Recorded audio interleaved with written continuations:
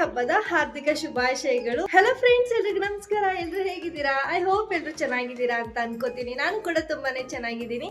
Welcome back to Divya lucky YouTube channel. ನಾನು ನಿಮ್ಮ ಪ್ರೀತಿಯ ದಿವ್ಯಾ. ಸೊ ಇವತ್ತು ಯುಗಾದಿ ಹಬ್ಬ ಎಲ್ಲರೂ ಚೆನ್ನಾಗಿ ಸೆಲೆಬ್ರೇಟ್ ಮಾಡ್ತಿದ್ದೀರಾ ಅಂತ ಅನ್ಕೊಂತಾ ಇದ್ದೀನಿ. ನಾನು ಕೂಡ ತುಂಬ ಚೆನ್ನಾಗಿ ಸೆಲೆಬ್ರೇಟ್ ಮಾಡ್ತಾ ಇದ್ದೀನಿ. ಇವಾಗ ಅಡುಗೆಗೆಲ್ಲ ರೆಡಿ ಮಾಡ್ಕೊತಾ ಇದ್ದೀನಿ, ಅಡುಗೆ ಮಾಡೋದಕ್ಕೆ ಅಂತ ಹೇಳಿ. ಏನೇನು ಅಡುಗೆ ಮಾಡ್ತಾ ಇದ್ದೀನಿ ಅನ್ನೋದು ಸುಮ್ಮನೆ ಹಾಗೆ ಒಂದೊಂದು ಕ್ಲಿಪ್ಪಿಂಗ್ಸ್ನ ತೆಗಿತಾ ಇದ್ದೀನಿ ಅಷ್ಟೇ. ಏಕೆಂದರೆ ಎಲ್ಲ ತೋರಿಸೋದಕ್ಕಾಗಲ್ಲ ಅಡುಗೆನ ರೆಸಿಪೀಸ್ನೆಲ್ಲ. ಸೊ ಹಾಗಾಗಿ ಜಸ್ಟ್ ಒಂದೊಂದು ಕ್ಲಿಪ್ಪಿಂಗ್ಸ್ನ ತೆಗಿತಾ ಇದ್ದೀನಿ. ಸೊ ನಿಮ್ಮ ಜೊತೆಗೂ ಇದನ್ನೆಲ್ಲ ಶೇರ್ ಮಾಡ್ಕೊತೀನಿ, ಏನೇನೆಲ್ಲ ಅಡುಗೆ ಮಾಡಿದ್ದೆ, ಇವತ್ತು ಯಾವ ರೀತಿ ನಮ್ಮ ಮನೇಲಿ ಯುಗಾದಿ ಹಬ್ಬನ ಸೆಲೆಬ್ರೇಟ್ ಮಾಡಿದ್ವಿ ಅಂತ. ಸೊ ಮಿಸ್ ಮಾಡದೆ ಕೊನೆ ತನಕ ನನ್ನ ವೀಡಿಯೋಸ್ನ ನೋಡಿ ಹಾಗೆ ನನಗೆ ಸಪೋರ್ಟ್ ಮಾಡಿ. ವಿಡಿಯೋ ಇಷ್ಟ ಆದರೆ ದಯವಿಟ್ಟು ಸಬ್ಸ್ಕ್ರೈಬ್ ಮಾಡೋದನ್ನ ಮರಿಬೇಡಿ. ಹಾಗೆ ಅಲ್ಲಿ ಕಾಣ್ತಿರೋ ಬೆಲ್ ಐಕನ್ ಕ್ಲಿಕ್ ಮಾಡಿ. ಇದರಿಂದ ಯಾವುದೇ ಥರ ವಿಡಿಯೋಸ್ ಹಾಕಿದ್ರು ಆದಷ್ಟು ಬೇಗ ನಿಮಗೆ ನೋಟಿಫಿಕೇಶನ್ ಬರುತ್ತೆ ಅಂತ ಹೇಳ್ತಾ ಬನ್ನಿ ವಿಡಿಯೋನ ಸ್ಟಾರ್ಟ್ ಮಾಡೋಣ.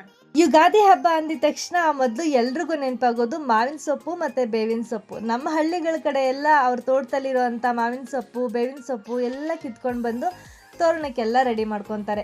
ಆದರೆ ನಮಗೆ ಇಲ್ಲಿ ಯಾವ ಥರ ಪರಿಸ್ಥಿತಿ ಇದೆ ಅಂದರೆ, ಒಂದು ಮಾವಿನ ಸೊಪ್ಪನ್ನು ಸಹ ಕೊಂಡ್ಕೊಳ್ಳೋ ಪರಿಸ್ಥಿತಿಲಿದ್ದೀವಿ. ಸೊ ನಾವು ಅಷ್ಟೇ ಮಾವಿನ ಸೊಪ್ಪನ್ನ ದುಡ್ಡು ಕೊಟ್ಟು ತೊಗೊಂಡು ಬಂದ್ವಿ.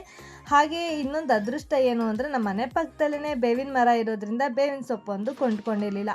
ಹಾಗೆ ನನಗೆ ಸ್ವಲ್ಪ ಮಂತ್ಲಿ ಸೈಕಲ್ ನಡೆಯುತ್ತಿರೋದ್ರಿಂದ 5 ಡೇಸ್ ಆಗಿದೆ ನಾನೇನು ಕೆಲಸ ಮಾಡೋ ಆಗಿರಲಿಲ್ಲ. ಪೂಜೆ ಕೆಲಸನೆಲ್ಲ ಮೋಹನ್ ಅವರೇ ನೋಡಿಕೊಂಡ್ರು. ನೀವಿಲ್ಲಿ ತೋರಣ ಕಟ್ಕೊಳ್ಳಿ, ನಾನಿಲ್ಲಿ ಬಾಗಿಲಿಗೆ ನೀರು ಹಾಕ್ತೀನಿ ಅಂತ ಹೇಳಿ ಬಾಗಿಲಿಗೆ ನೀರು ಹಾಕಿ ರಂಗೋಲಿ ಬಿಡೋದಕ್ಕೆ ಅಂತ ಸ್ಟಾರ್ಟ್ ಮಾಡಿದೆ. ನಾನು 5:30ಗೆ ರಂಗೋಲಿ ಬಿಡೋದಕ್ಕೆ ಸ್ಟಾರ್ಟ್ ಮಾಡಿದ್ದಕ್ಕೆ ಇದೆಲ್ಲ ಮುಗಿಯೋಷ್ಟರಲ್ಲಿ 6 ಗಂಟೆ ಆಗಿತ್ತು. ಏಕೆಂದರೆ ಕಲರ್ ಎಲ್ಲ ಹಚ್ಕೊಳ್ಬೇಕಲ್ವಾ. ಸೊ ಅದಕ್ಕೋಸ್ಕರ ನಾನು ಯಾವುದೇ ಹಬ್ಬ ಆಗಲಿ ಈ ಥರ ಕಲರ್ ಹಚ್ಚಿ ರಂಗೋಲಿ ಬಿಡೋದಕ್ಕೆ ನನಗೊಂಥರ ಖುಷಿ.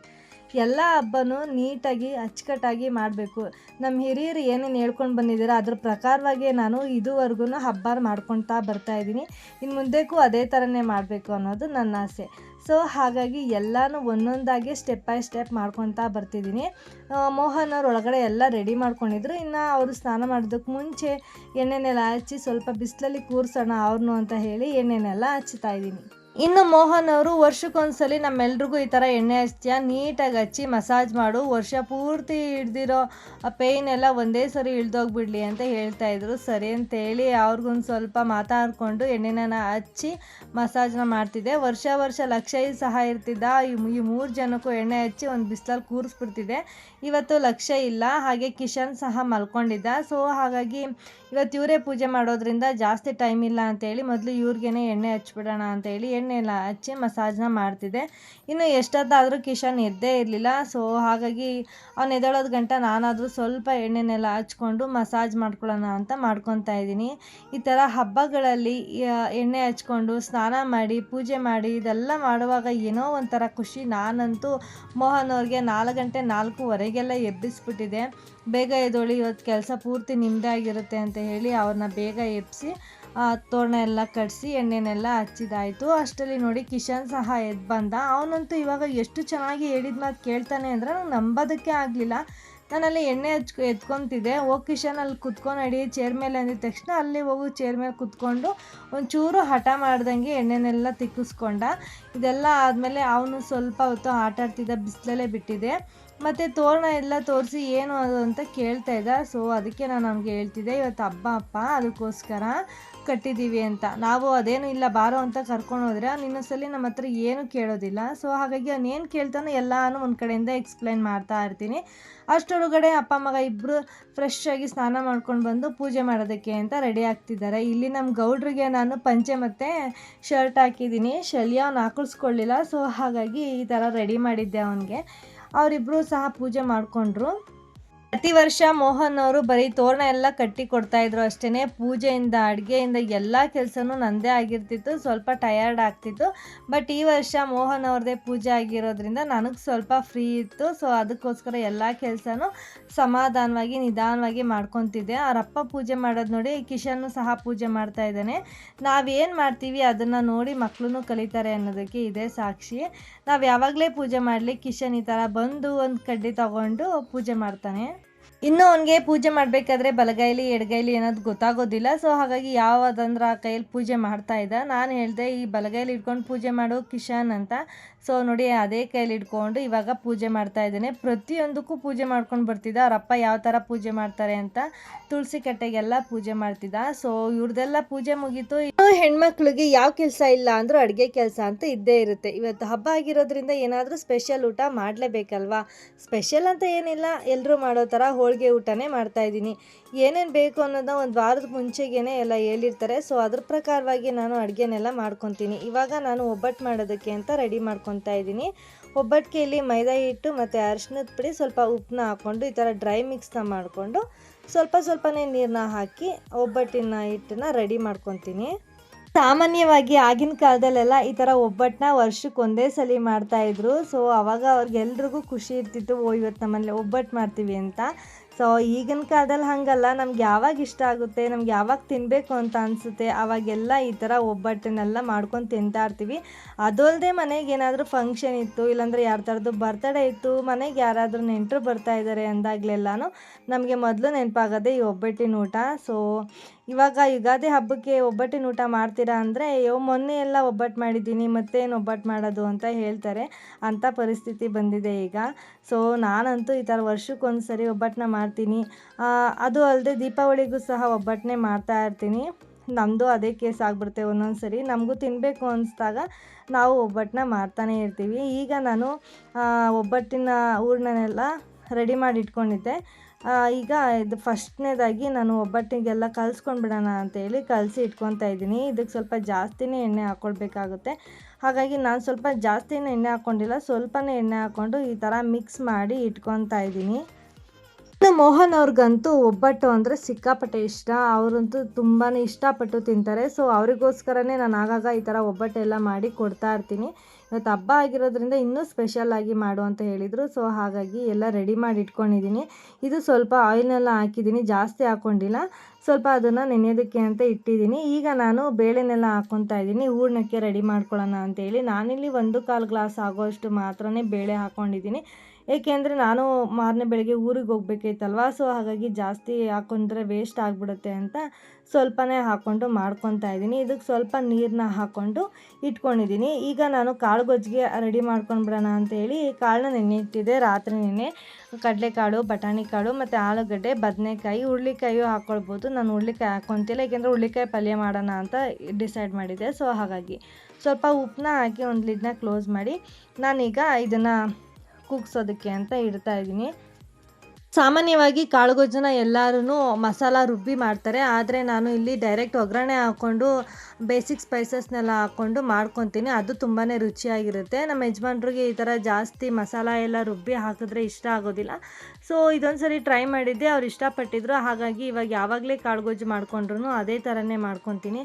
ನಾನು ಯಾವುದೇ ರೀತಿ ವೀಡಿಯೋಸ್ನೆಲ್ಲ ಕ್ಯಾಪ್ಚರ್ ಮಾಡ್ಕೊಂಡಿಲ್ಲ. ಸೊ ಇದೆಲ್ಲ ಆದಮೇಲೆ ಸಾಂಬಾರಿಗೆ ಬೆಳ್ಳುಳ್ಳಿನೆಲ್ಲ ಸುಲ್ಕೊಂಡು ಬಿಡೋಣ ಅಂತ ಹೇಳಿ ಬೆಳ್ಳುಳ್ಳಿನೆಲ್ಲ ಸುಲಿದಿಟ್ಕೊತಾ ಇದ್ದೀನಿ. ಒಬ್ಬಟ್ಟಿನ ಸಾಂಬಾರಂತೂ ತುಂಬಾ ರುಚಿಯಾಗಿತ್ತು. ಏನೋ ಅಂತ ಗೊತ್ತಿಲ್ಲ, ಈ ಸತಿ ಎಲ್ಲರ ಮನೆಯಲ್ಲೂ ತುಂಬ ರುಚಿಯಾಗಿ ಬಂದಿದೆ ಎಲ್ಲ ಊಟನೂ ಅಂತ ಗೊತ್ತಾಯಿತು.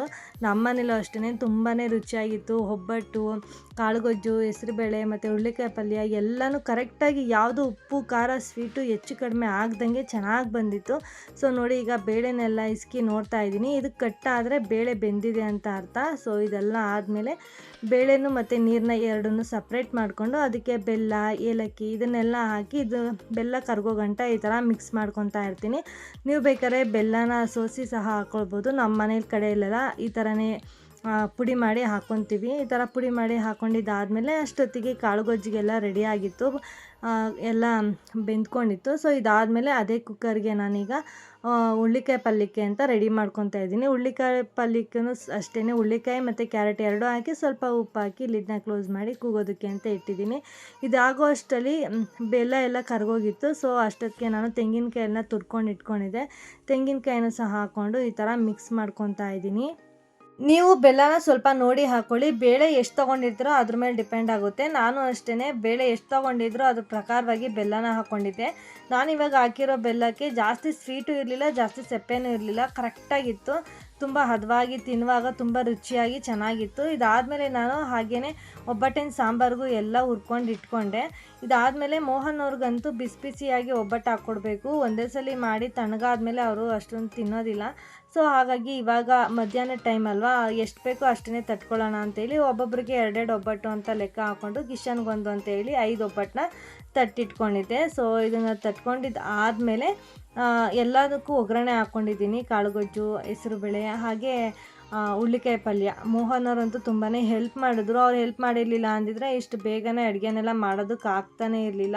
ಮೊದಲನೇದಾಗಿ ನನಗಂತೂ ಒಬ್ಬಟ್ಟು ಮಾಡೋದಕ್ಕೆ ಬರ್ತಾನೆ ಇರಲಿಲ್ಲ. ಮದುವೆ ಆಗಿ ಸ್ಟಾರ್ಟಿಂಗಲ್ಲಿ ಮೋಹನ್ ಅವ್ರಿಗಂತೂ ಒಬ್ಬಟ್ಟು ಅಂದರೆ ಇಷ್ಟ, ಬಟ್ ನನಗೆ ಅದನ್ನು ಮಾಡೋದಕ್ಕೆ ಬರ್ತಿರ್ಲಿಲ್ಲ. ಸೊ ಆಮೇಲೆ ಒಂದೊಂದಾಗಿ ಕಲ್ತ್ಕೊಂಡೆ. ಫಸ್ಟ್ ಮಾಡಿದಾಗ ಅದು ಹಾಳಾಗಿತ್ತು, ಚೆನ್ನಾಗೇ ಬಂದಿರಲಿಲ್ಲ. ಹೂರ್ಣ ಎಲ್ಲ ಒಂದು ಕಡೆ ಆಗಿತ್ತು, ಮೈದಾ ಹಿಟ್ಟೆಲ್ಲ ಒಂದು ಕಡೆ ಆಗಿಬಿಟ್ಟಿತ್ತು. ಸೊ ಇದನ್ನು ನಾನು ಮೋಹನ್ ಅವ್ರಿಗೋಸ್ಕರನೇ ಕಲ್ತ್ಕೊಂಡು ಅವ್ರಿಗೆ ಕೇಳಿದಾಗೆಲ್ಲ ಈ ಥರ ಒಬ್ಬಟ್ಟೆಲ್ಲ ಮಾಡಿಕೊಡ್ತಾ ಇರ್ತೀನಿ. ಅವ್ರಿಗಂತೂ ತುಂಬ ಇಷ್ಟ. ಯಾವುದಾದ್ರೂ ಹಬ್ಬ ಅಂದಿದ ತಕ್ಷಣ ಅವ್ರಿಗೆ ಫಸ್ಟ್ ನೆನಪಾಗೋದೇ ಹೋಳಿಗೆ ಊಟ. ಸೊ ದೀಪಾವಳಿಗಾಗಲಿ, ಶಿವರಾತ್ರಿಗಾಗಲಿ, ಸಂಕ್ರಾಂತಿಗಾಗಲಿ ಅವ್ರಿಗೆ ಮೊದಲು ನೆನಪಾಗೋದೆ ಒಬ್ಬಟ್ಟು. ಸೊ ಹಾಗಾಗಿ ಒಬ್ಬಟ್ಟು ಮಾಡಿ ಮಾಡಿ ಮಾಡಿ ಇವಾಗ ಪ್ರಾಕ್ಟೀಸ್ ಆಗಿಬಿಟ್ಟಿದೆ. ಯಾವಾಗ ಬೇಕಾದರೂ ಇವಾಗ ಈಸಿಯಾಗಿ ಮಾಡಿಕೊಟ್ಬಿಡ್ತೀನಿ. ಅಂಥ ಕಷ್ಟ ಏನಿಲ್ಲ, ಆರಾಮಾಗಿ ಮಾಡ್ಕೊಳ್ಬೋದು. ಸೊ ಒಬ್ಬೊಬ್ರು ಹೇಳ್ತಾರೆ, ಅಯ್ಯೋ ಮಕ್ಕಳನ್ನೆಲ್ಲ ಇಟ್ಕೊಂಡು ಇದೆಲ್ಲ ಹೆಂಗೆ ಮಾಡ್ತೀಯ ಅಂತ. ಹೆಂಗೆ ಮಾಡ್ತೀವಿ ಅಂತ ಕೂತ್ಕೊಂಡ್ರೆ ಯಾವ ಕೆಲಸನೂ ಮಾಡೋದಕ್ಕಾಗೋದಿಲ್ಲ. ಮಾಡಲೇಬೇಕು ಅಂತ ಮಾಡಿದ್ರೆ ಎಲ್ಲ ಕೆಲಸನೂ ತಾನೇ ಆಗುತ್ತೆ. ಸೊ ನಾನು ಅಷ್ಟೇ ಕಿಶನ್ನ ನೋಡಿಕೊಂಡು ಅವನ ಜೊತೆ ಹಂಗೆ ಮಾತಾಡಿಕೊಂಡು ಕೆಲಸಗಳನ್ನೆಲ್ಲ ಮಾಡ್ಕೊತೀನಿ. ಇವತ್ತಂದರೂ ಮೋಹನ್ ಅವರಿದ್ದರು. ಮೋಹನ್ ಅವ್ರು ಇಲ್ದಿರೋ ಟೈಮಲ್ಲೂ ನಾನು ಎಲ್ಲ ಕೆಲಸನೂ ಮಾಡ್ಕೊಳ್ಬೇಕಾಗುತ್ತೆ. ಆವಾಗ ಅಷ್ಟೇ ಕಿಶನ್ ಹಂಗೆ ಮೇಂಟೈನ್ ಮಾಡಿಕೊಂಡು ಕೆಲಸಗಳನ್ನೆಲ್ಲ ಮಾಡ್ಕೊತೀನಿ. ಫಾರ್ ದ ಫಸ್ಟ್ ಟೈಮ್ ನಾನು ಈ ಥರ ಸೀರೆನೆಲ್ಲ ಉಟ್ಕೊಂಡು ಅಡುಗೆನ ಮಾಡ್ತಾ ಇರೋದು. ಸೊ ಅದು ಅಲ್ಲದೆ ನನಗೆ ಇನ್ನೊಂದು ಖುಷಿ ಏನು ಅಂದರೆ, ಈ ಸತಿ ಯುಗಾದಿ ಹಬ್ಬನ ನನ್ನ ಯೂಟ್ಯೂಬ್ ಫ್ಯಾಮಿಲಿ ಜೊತೆ ಮಾಡ್ತಾಯಿದ್ದೀನಿ ಅನ್ನೋದೇ ನನಗೆ ಖುಷಿಯಾಗಿರೋದು. ಇದೇ ಫಸ್ಟ್ ಯುಗಾದಿ ನನ್ನ ಯೂಟ್ಯೂಬ್ ಸ್ಟಾರ್ಟ್ ಮಾಡಿದಾಗಲಿಂದ. ಸೊ ಈ ಯುಗಾದಿಗೆ ಎಲ್ರಿಗೂ ಏನೇನು ಅಂದ್ಕೊಂಡಿರ್ತೀರ ಎಲ್ಲನೂ ಆಗಲಿ, ಅವೆಲ್ಲ ಏನೇನು ಗುರಿ ಇಟ್ಕೊಂಡಿದ್ದೀರಾ, ಏನೇನೆಲ್ಲ ಸಾಧನೆ ಮಾಡಬೇಕು ಅಂತಿದ್ದೀರಾ, ಆದಷ್ಟು ಎಲ್ಲನೂ ಮಾಡ್ಕೊಳ್ಳಿ ಅಂತ ಈ ಟೈಮ್ನಲ್ಲಿ ನಾನು ಹೇಳೋದಕ್ಕೆ ಇಷ್ಟಪಡ್ತೀನಿ. ಸೊ ಎಲ್ಲ ಅಡುಗೆನೂ ಆಯಿತು, ಊಟಕ್ಕೆಲ್ಲ ಕೂತ್ಕೊಂಡಿದ್ವಿ. ನಿಮಗೆಲ್ಲರಿಗೂ ತೋರಿಸ್ಬೇಕಲ್ವ ನಾನು ಏನೇನು ಅಡುಗೆ ಮಾಡಿದ್ದೀನಿ ಅಂತ. ಸೊ ಹಬ್ಬ ಅಂದಮೇಲೆ ನಮ್ಮ ಮನೇಲಂತೂ ಬಾಳೆ ಎಲೆ ಮೇಲೆ ಊಟ ಮಾಡಲೇಬೇಕು ನಾವು. ಯಾವುದೇ ಹಬ್ಬ ಆಗಲಿ ಈ ಥರ ಹೋಳಿಗೆ ಊಟ ಮಾಡಿದಾಗ ನಾವಂತೂ ಬಾಳೆ ಎಲೆಲೇ ಊಟ ಮಾಡ್ತೀವಿ. ಸೊ ಇವತ್ತು ಕಾಳುಗೊಜ್ಜು, ಹೆಸರುಬೇಳೆ, ಹಾಗೆ ಒಬ್ಬಟ್ಟು, ಹುಳ್ಳಿಕಾಯಿ ಪಲ್ಯ, ಹಪ್ಪಳ ಮತ್ತು ಅನ್ನ, ಸಾಂಬಾರಂತೂ ಸಿಕ್ಕಾಪಟ್ಟೆ ಚೆನ್ನಾಗಾಗಿತ್ತು. ಅದರಲ್ಲಂತೂ ಇದ್ರ ಮೇಲೆ ಸ್ವಲ್ಪ ತುಪ್ಪ ಹಾಕ್ಕೊಂಡು ತಿಂತಿದ್ರೆ ಇನ್ನೂ ತಿನ್ನೋಣ ಅನಿಸ್ತಿತ್ತು. ಅದರಲ್ಲೂ ಬಾಳೆ ಎಲೆ ಊಟ ಅಂದರೆ ಕೇಳಬೇಕಾ, ಎಷ್ಟು ತಿಂತಾಯಿದ್ರು ಇನ್ನೂ ತಿನ್ನಬೇಕು ಅಂತಲೇ ಇರುತ್ತೆ. ಸೊ ಅಷ್ಟರೊಳಗಡೆ ಕದಂಬ ಫಿಲಮ್ ಬೇರೆ ಹಾಕಿದ್ರು. ಕದಂಬ ಫಿಲಮ್ ನೋಡಿಕೊಂಡು ನಮ್ಮ ಊಟನ ನಾವು ಸಖತ್ತಾಗಿ ಬ್ಯಾಟಿಂಗ್ ಮಾಡಿದ್ದೀವಿ. ಸೊ ಇನ್ನು ಹೊಟ್ಟೆ ತುಂಬ ಊಟ ಮಾಡಿದ್ದಾದಮೇಲೆ ಬೆಳಗ್ಗೆ ಬೇಗನೆ ಎದ್ದಿದ್ವಲ್ಲ, ಸ್ವಲ್ಪ ನಿದ್ದೆ ಬರೋಂಗಾಯಿತು. ರೆಸ್ಟ್ ತೊಗೊಂಡು ಎದ್ದಿದ್ದಾದಮೇಲೆ ನಾನಿಲ್ಲಿ ನನ್ನ ಹೊಸ ಡ್ರೆಸ್ನ ಹಾಕ್ಕೊಂಡಿದ್ದೀನಿ. ನೋಡಿ ಈ ಥರ ಕಾಣಿಸ್ತಿತ್ತು. ಮೋಹನ್ ಅವ್ರು ಕೂಡ ಹೇಳಿದ್ರು ತುಂಬಾ ಚೆನ್ನಾಗಿ ಕಾಣಿಸ್ತಿದೆ ಅಂತ. ಸೊ ಹೇಗನ್ನಿಸ್ತು ಇವತ್ತಿನ ನನ್ನ ಯುಗಾದಿ ಹಬ್ಬದ ವ್ಲಾಗ್ ಅನ್ನೋದನ್ನ ಕಮೆಂಟ್ ಮಾಡಿ ತಿಳಿಸಿ. ಇನ್ನೂ ಯಾರು ನನ್ನ ಚಾನಲ್ನ ಸಬ್ಸ್ಕ್ರೈಬ್ ಮಾಡಿಲ್ಲ, ಪ್ಲೀಸ್ ಬೇಗನೆ ಸಬ್ಸ್ಕ್ರೈಬ್ ಆಗಿ. ನೆಕ್ಸ್ಟ್ ಯುಗಾದಿ ಅಷ್ಟರಲ್ಲಿ ನನ್ನ ಸಬ್ಸ್ಕ್ರೈಬರ್ಸ್ ಜಾಸ್ತಿ ಜನ ಆಗಿರಬೇಕು ಅನ್ನೋದೇ ನನ್ನ ಆಸೆ. ಸೊ ಹೋಗಿ ಬರಲಾ, ಬಾಯ್.